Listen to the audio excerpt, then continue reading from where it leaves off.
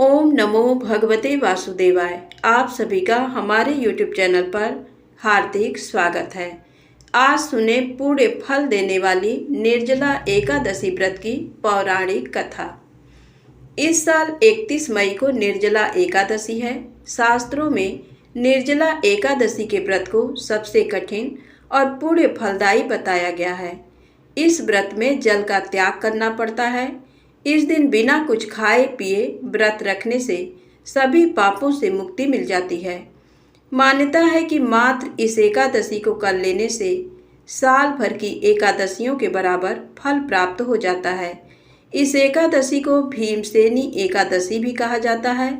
इस दिन व्रत रखकर पूजा करने और निर्जला एकादशी व्रत की कथा पढ़ने से भगवान विष्णु की विशेष कृपा प्राप्त होती है।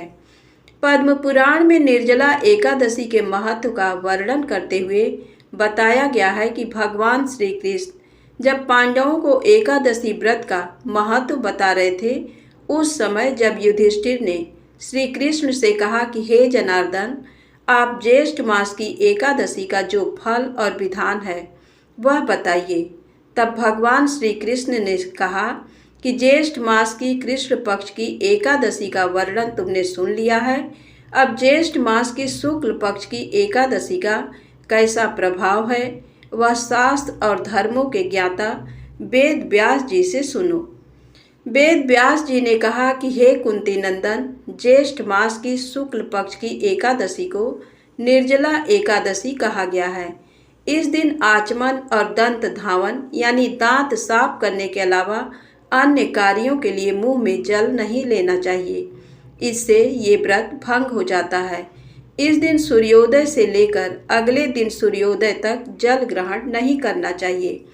व्यास जी की बातों को सुनकर भीमसेन बोल उठे, हे महाबुद्धिमान पितामह, मेरे सभी भाई द्रौपदी सहित एकादशी का व्रत करते हैं, लेकिन मेरे पेट में वृक नामक अग्नि हमेशा जलती रहती है, जिससे मैं भूखा नहीं रह सकता हूँ। जब तक मैं जी भरकर भोजन न कर लूँ, ये अग्नि शांत नहीं होती। इस पर व्यास जी ने कहा कि अगर तुम्हें स्वर्ग की अभिलाषा है तो तुम्हें एकादशी का व्रत करना ही चाहिए। भीम के ऐसे कहने पर व्यास जी ने कहा कि फिर तुम पूरे साल की एकादशी का फल देने वाली निर्जला एकादशी का व्रत जरूर करो। व्यास जी ने कहा कि भगवान विष्णु ने कहा है, जो व्यक्ति निर्जला एकादशी का व्रत नियम पूर्वक पालन करता है वह करोड़ों स्वर्ण मुद्रा दान करने का पुण्य प्राप्त कर लेता है। इस एकादशी के दिन किए गए जप तप दान का पुण्य अक्षय होता है, यानी वह अनेक जन्मों तक लाभ देता है।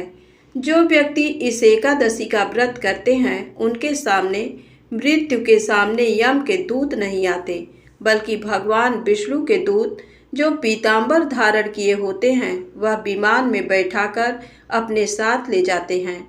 पद्म पुराण में कहा गया है कि निर्जला एकादशी व्रत की कथा को कहने और सुनने से भी ग्रहण के दौरान किए गए दान के बराबर पुण्य प्राप्त हो जाता है। प्रेम से बोलो विष्णु भगवान की जय। आइए सुने गणेश जी और अंधी बुढ़िया माई की कहानी। एक समय एक गरीब और दृष्टिहीन बुढ़िया माई थी। उसके साथ उसके बहू और बेटा भी रहते थे। बुढ़िया हमेशा ही श्री गणेश जी की पूजा किया करती थी। एक दिन उसकी पूजा से प्रसन्न होकर गणेश जी प्रकट हुए और बोले, बुढ़िया माई, तू जो चाहे वो मांग ले। बुढ़िया ने कहा, मैं कैसे और क्या मांगूं, मुझसे तो मांगना नहीं आता। इस पर गणेश जी ने कहा, वो अपने बहू और बेटे से पूछ ले और जो चाहे वो मांग ले। ये सुनकर बुढ़िया ने अपने बेटे से कहा, बेटा, गणेश जी ने कहा है कि मैं कुछ भी मांग सकती हूँ, तो बता मैं क्या मांगूं। उसके पुत्र ने कहा कि माँ, तू गणपति बप्पा से धन मांग ले। वहीं बहू से पूछा तो उसने कहा कि वो गणेश जी से नाती मांग ले। तब बुढ़िया ने बहुत सोचा कि हर कोई अपने अपने मतलब की बात कह रहा है, कोई मेरे लिए सोच नहीं रहा है। ऐसे में उस बुढ़िया ने अपने पड़ोसिनों से भी पूछ लिया।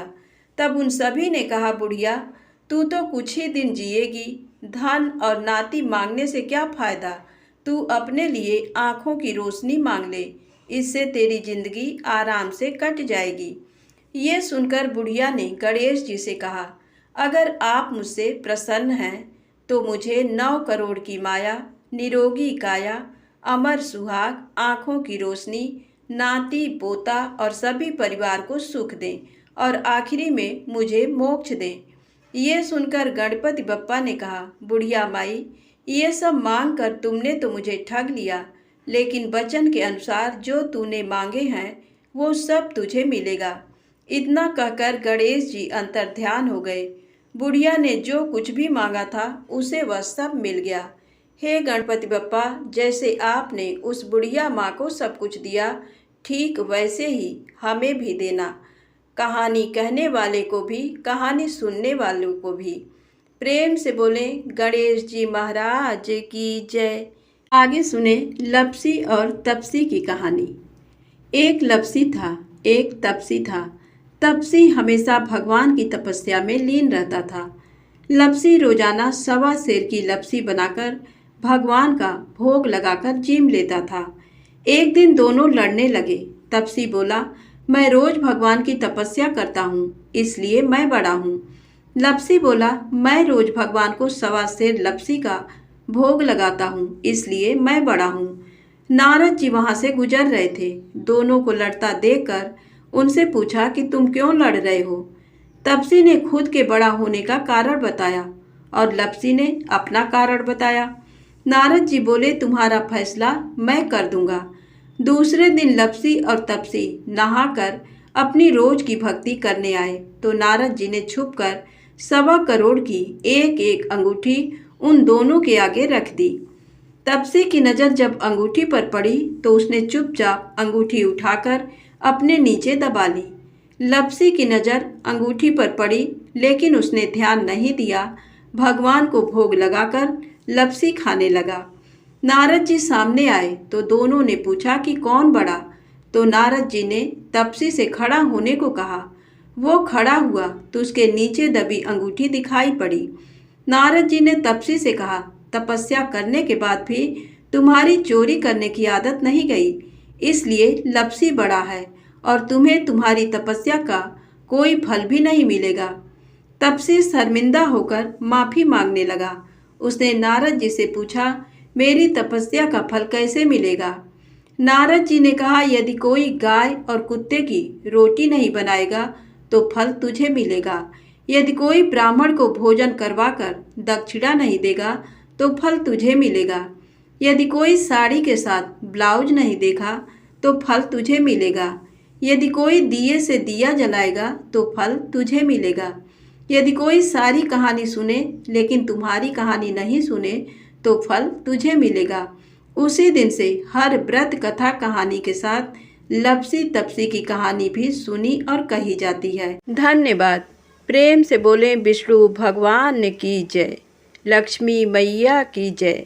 वीडियो पसंद आए तो कृपया मेरे चैनल को लाइक सब्सक्राइब अवश्य करें। जय माता दी।